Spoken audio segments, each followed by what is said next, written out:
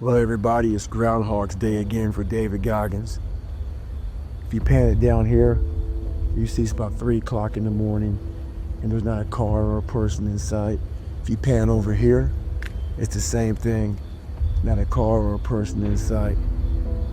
People want to know where I find my strength at, where I get my strength. I get it from a lot of places, but right now this morning, I'm getting it from, there's not a motherfucker that's up.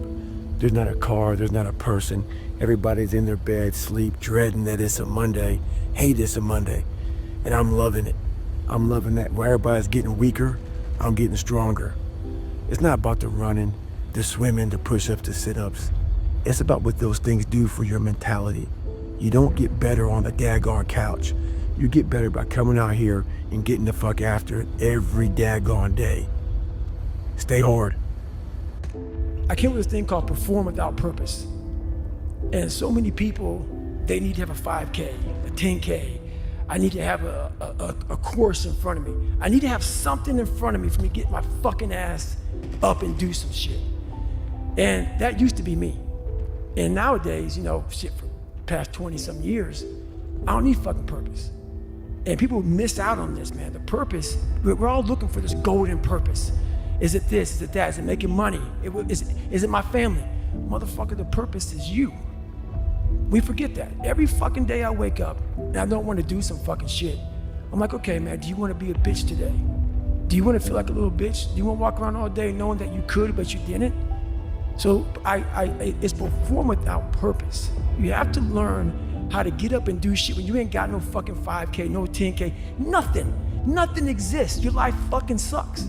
You're in the fucking dungeon. But guess what, motherfucker? I'm still going to get it. Because when that time comes, because the time is gonna come, when that purpose is there, you'll be ready. My life was structured where I'd still get up at 6 or 7 in the morning and I would train whatever twice a day. I'd be in bed at 9 or 10 o'clock and then the day would start the next day. But I think the dedication and the commitment to what I do, that's really what makes the athlete. I like I said, I wasn't genetically gifted in certain areas, but I made up for it with the hard work. And that comes from the background, obviously the upbringing, but I was also stubborn as hell, right? I was told I couldn't do this, I couldn't do that. I was told I wouldn't be a good pro. I was told I'd never turn pro, never win the Olympia, never win it more than once. After I lost it, they said that I'd come back and win it again. So I think a lot of that's a little ego too. You have to have a little ego to be able to do what I do and be great at it. But I think everyone in their own right is destined for greatness. It just depends on what platform or what level they're willing. Your life was basically the perfect grounds for training for where you need to go in your life. All the beatings, all the bullying, all the, you going through learning disabilities, all the struggles, it was the absolute perfect training ground for you to go to where you need to go. And that's how I started looking at my life versus woe is me, poopy pants, kick a rock down the street mentality. It was, no, God just hooked you right the fuck up. He hooked you right up, man, with the perfect place. You were training.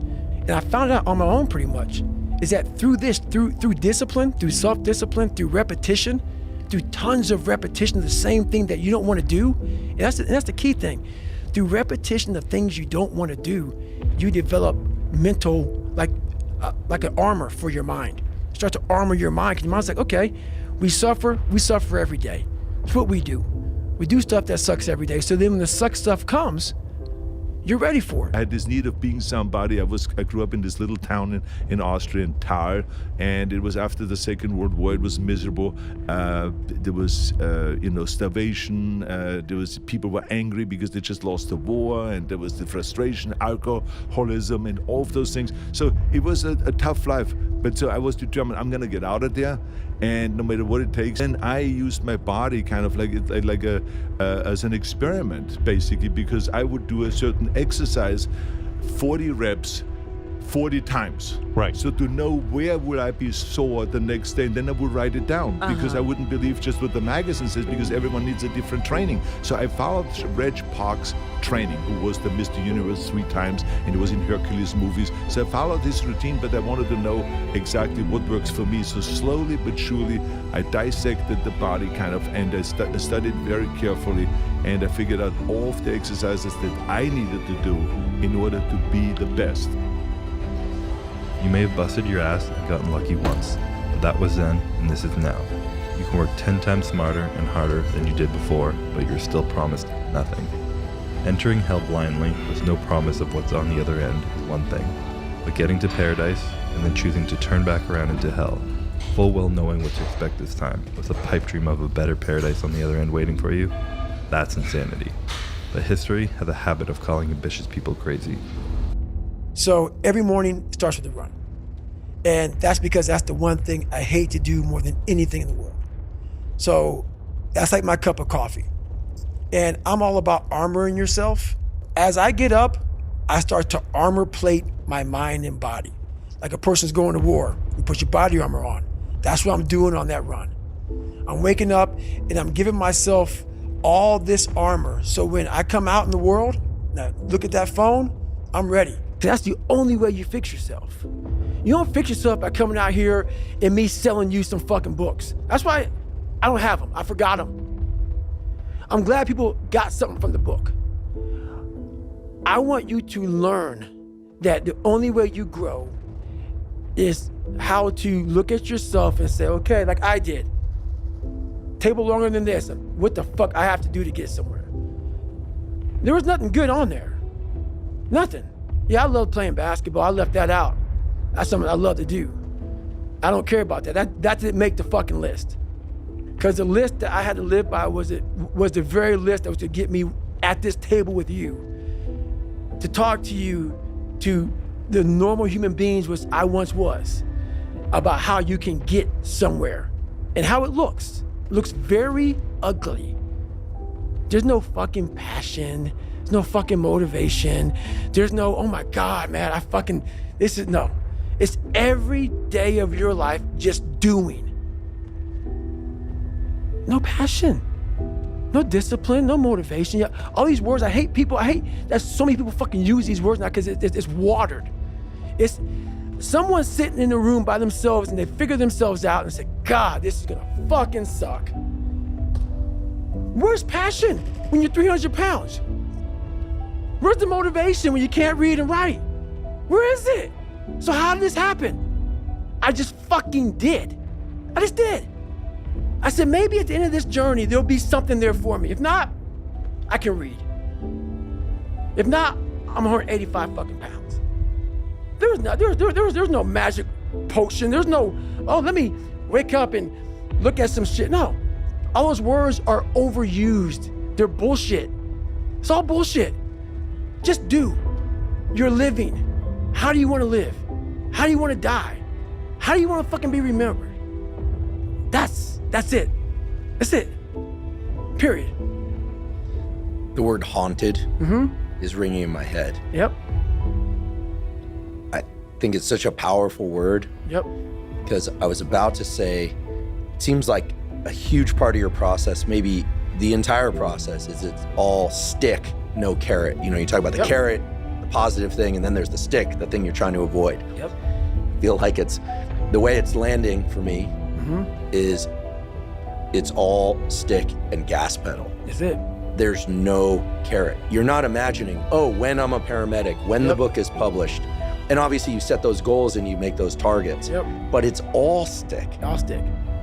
No carrot. Think about that. I'm waking up right now studying like I have a test tomorrow. I already passed the fucking test. Think about that. Every day of my life. That's what I must do just to retain what I learned. 4 hours plus a day, I go through and do that. There's no stick, or there's only a stick. There's never been a carrot. Which is why when I speak to people, I have to figure out a way to resonate with them. Because all I want to say to them is, let me teach you the real life, how it really is. The reason why you're a loser, and the reason why you're not fucking making it, and the reason why you're trying to go through all these, I go to all these fucking conventions, speak all the fucking time. I look in the fucking audience, and these people sign up fucking every year to go to a convention, thinking they're gonna learn something fucking different. No, you're lazy, you know exactly what to do. Because even me, in my state of, I can't read and write, I knew exactly what to do. It just sucks doing it. It sucks to do it. It sucks to wake up every morning of your life and say, God, man, I'm not smart.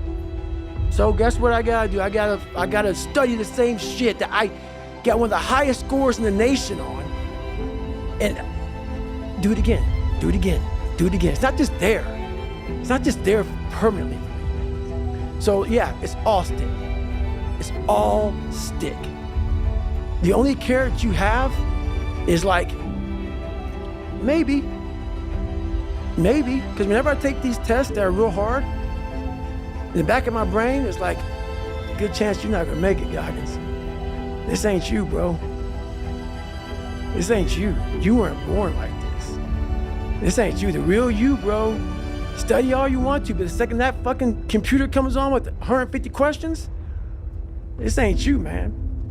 And somehow, comes back, I passed. Passed again. But that real me back here every fucking time is saying, that ain't you, bro. That ain't you. And I have to outwork that voice. When I'm taking that test and I get to a question, I don't fucking know the answer, I'm like, fuck, man. And then say, I told you, man, that ain't you. You're 300 pounds, man. You sit at home, you figure out how to do your hair.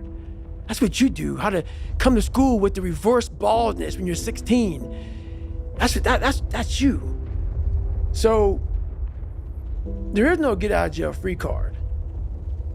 This is why I say stay hard. Because when you weren't given the gifts, the only thing you can do in life is stay hard. And I know people cannot stand me. They can't stand this talk. This is all you can do. There's no magic pill or a magic potion. All you can do is outwork the man that God created or woman in you. And what that looks like is unfun. That's why I said, do not do a documentary on me. Because people will not see the truth. They will see what they want to see is, I don't want to live like that. Good.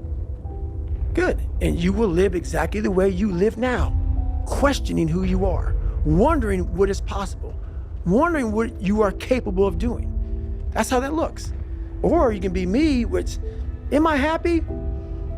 I don't know. Never really thought about it. Don't really care about it. Because all I really cared about was when I looked in that fucking mirror, I saw a piece of shit. Happiness wasn't on the mirror at 16, or when I was 300 pounds. It wasn't like, oh, I'm looking for happiness. No, I'm looking at myself in the mirror and say, all right, motherfucker, you did it again today. You a bad boy. Because that shit sucks. I have about a couple minutes of that when I got the carrot. The second I lay down and go to bed, the carrot's gone because I'm waking up all through the night to check the work I did that day. Did I get this drug right? Did I get this right? Did I get that right? What did I do? Oh my God, fuck, I'm already losing it. Stick.